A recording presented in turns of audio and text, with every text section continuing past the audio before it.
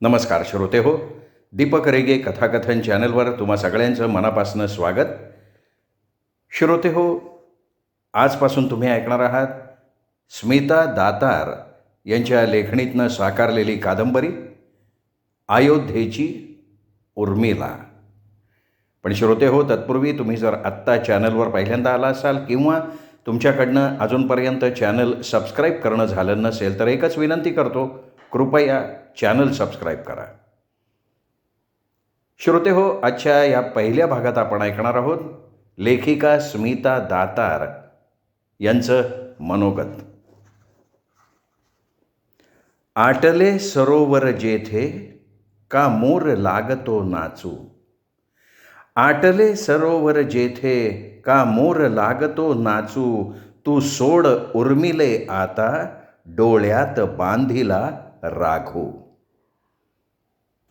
श्रोते हो, हे कविवर्य ग्रेस यांनी म्हणून ठेवलं आहे. आणि स्मिता दातार म्हणतात, परिस्थितीच्या पिंजऱ्यात बंदिवान असणाऱ्या सगळ्या स्त्रियांना पंख पसरण्यासाठी ही अयोध्येची उर्मिला अर्पण.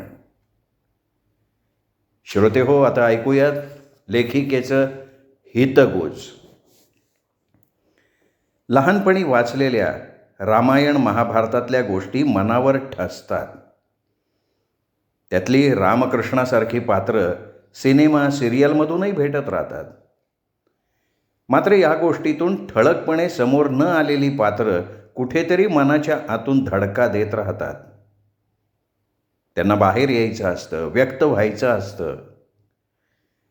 मामा वरेरकर लिखित विश्वास सोहोनी यांनी दिग्दर्शित केलेलं भूमिकन्या सीता नाटक बघायला गेले आणि सीतेपेक्षा त्या नाटकातल्या उर्मिलेनं माझ्या मनावर गारुड केलं. उर्मिलेनं त्या नाटकात रामाला विचारलेल्या प्रश्नांनी माझ्या मनात दडून बसलेल्या रामायणातल्या उर्मिलेनं मला ओरडून सांगितलं, मला बोलायचं आहे. ती उर्मिला गरीब असहाय्य नव्हती. ती एक विद्युत शलाका होती.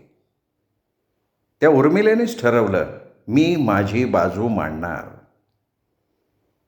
त्याचवेळी राजस्थानमधल्या अस्तित्वात असलेल्या लक्ष्मणाच्या एकमेव मंदिराविषयी उल्लेख वाचनात आला. धागे जुळत गेले. दिवस रात्र ही उर्मिला माझ्यासोबत वावरायला लागली आणि मी तिच्यासोबत रामायण काळात पोचले.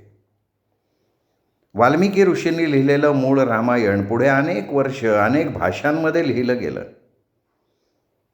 12व्या शतकात तमिळ कवी कंब यांनी रामावतारम लिहिलं. आपल्याला परिचित असलेलं संत तुलसीदासांनी 1576 साली लिहिलेलं रामचरितमानस, संत एकनाथांनी लिहिलेलं भावार्थ रामायण, 18व्या शतकात श्रीधरपंतांनी लिहिलेलं मराठी रामायण, गदिमांचं गीत रामायण ते थेट रामानंद सागर यांचं दृकश्राव्य रामायण ही रामायणाची काही लोकप्रिय वानगी दाखल उदाहरणं. याशिवाय असलेली कन्नड, तेलुगू, गुजराती आणि अनेक भाषातील रामायण, इंडोनेशियाचं काकाविन रामायण, लाओसचं फ्रा लाम, मलेशियाचं हिकायत सेरी राम, थायलंडचं रामकियेन, बालीतलं रामकवच, म्यानमारचं याम जालदव, फिलिपाईन्सचं मरडीय लावण अशी कित्येक रामायणं जन्माला आली. मात्र त्यातले उर्मिलेचे उल्लेख अगदी बोडभर होते. उर्मिला लक्ष्मणाची पत्नी होती. तो वनवासात गेल्यावर ती 14 वर्ष त्याच्या वाटणीचं झोपली, एवढेच. वाल्मिकींपासून आजच्या काळातल्या लेखकांनी लिहिलेल्या रामायणांवर आधारित कादंबऱ्यापर्यंत उर्मिलेचे उल्लेख अपवादानं येतात. वाल्मिकींनी स्वयंवराच्या वेळी जनकराजांच्या तोंडी सीतेचा उल्लेख रामाची सावली छाये वानुगता असा केलाय. तर उर्मिलेचा उल्लेख लक्ष्मणा ही तुझी सेवा करेल मुद्यताम असा केलाय. इथूनच रामायणात उर्मिलेकडे दुर्लक्ष होतं. अर्थात वाल्मिकींच्या उत्तुंग प्रतिभेबद्दल अनादर नाही, पण त्यांच्या पात्रयोजनेत उर्मिलेला कमी महत्त्व दिलं हे खरं. नंतरच्या काळात रवींद्रनाथ टागोरांनी उर्मिलेवर एक निबंध लिहिला. मैथिली शरण गुप्त यांनी उर्मिलेचं रुदन वाचकांपुढे साकेतमधून दीर्घकाव्य स्वरूपात आणलं. बालकृष्ण शर्मांनी उर्मिला खंडकाव्य लिहिलं. आपल्या कवी ग्रेसांच्या हळव्या कविमनानं उर्मिलेच्या दुःखाची त्यांच्या कवितेत दखल घेतली. कवी बा भ बोरकर, इलाही जमादार, गजानन रायकर अशा कवींच्या कवितेत तिचं कारुण्य डोकावत राहिलं, परंतु माझ्या उर्मिलेला त्या पलीकडचं काहीतरी सांगायचं होतं. तिला कळव नको होती. तिला हवा होता तिने केलेल्या कर्तव्यपूर्तीसाठी सन्मान. आजची स्त्री देखील रामायण काळातल्या उर्मिलेसारखी उपेक्षित असते. कधी हेतुपुरस्सर आणि कधी तिच्याही नकळत तिचं महत्त्व डावललं जातं. स्त्रीचा त्याग, तिचं प्रेम, तिची धडपड या सगळ्याचं मूल्यमापन अजूनही नीट होत नाही. मनातल्या या विचारांनी मला उर्मिलेशी आणखी बांधून टाकलं आणि या अयोध्येच्या उर्मिलेची निर्मिती झाली.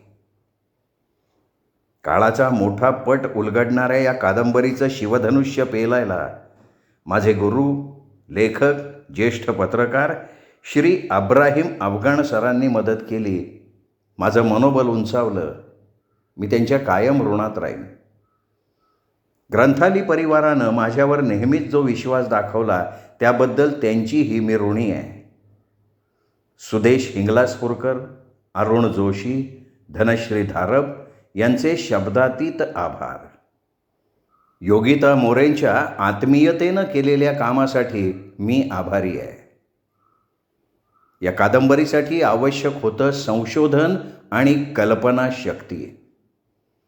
माझ्या परीने मी अथक परिश्रम करून उर्मिलेला न्याय मिळवून देण्याचा प्रयत्न केला आहे. मूळ रामायणाला धक्का न लावता अभ्यास करून ही काल्पनिक कादंबरी निर्माण झाली. कारण प्रत्यक्षात उर्मिला कशी जगली हे जगाला ज्ञातच नाही आहे. मात्र ती सामान्य नक्कीच नव्हती. उर्मिला मला जशी भावली तशी ती कागदावर उतरली आहे. माझी ही अयोध्येची उर्मिला आजच्या स्त्रियांनाही उभारी देईल, स्वत्वाची जाणीव करून देईल आणि पुरुषांचं स्त्रीला गृहीत धरणं बदलेल अशी आशा करते. डॉक्टर स्मिता दातार. श्रोते हो, तुम्ही ऐकलत डॉक्टर स्मिता दातार लेखिकेने आपल्याशी केलेलं हितगुज. या कादंबरीच्या मलपृष्ठावर लिहिलं आहे. श्रोते हो, रामायणात पुसट उल्लेख असलेली उर्मिला 14 वर्ष पतीच्या विरहाचं दुःख सोसत राहिली, एवढीच काय ती आपल्याला तिची ओळख.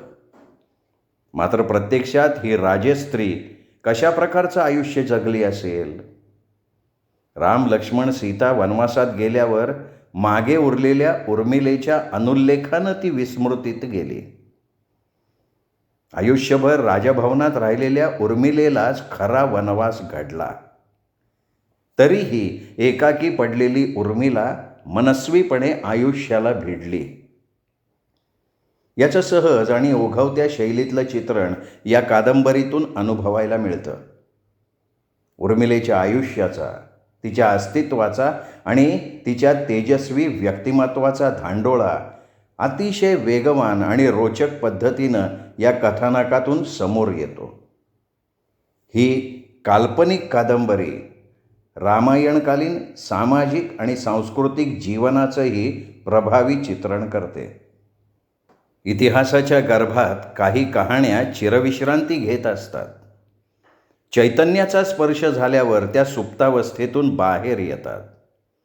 त्यावर चढलेली काळाची पुटं विरत जातात आणि त्या जिवंत होतात. पुरातत्व संशोधक असलेल्या स्त्रीला झालेली रामायण काळातल्या एका उपेक्षित स्त्रीची ओळख तिच्याही जाणीवा बदलून टाकते आणि उर्मिलेची उलघाल थेट वर्तमान काळातल्या स्त्रीच्या जगण्याला येऊन भिडते. भूतकाळातल्या सावल्यांनी स्त्रीचा भविष्यकाळ गडद न करता त्यातल्या अनुभवांच्या किरणांनी तो उजळावा हेच सांगतेय ही अयोध्येची उर्मिला. श्रोतेहो, कादंबरीची ओळख इथेच संपली. उद्यापासून या कादंबरीच्या पहिल्या भागाला सुरुवात होईल. रोज ऐकत रहा स्मिता दातार लिखित अयोध्येची उर्मिला. भेटूयात उद्यापासून दररोज दीपक रेगे कथाकथन चॅनलवर. नमस्कार श्रोतेहो.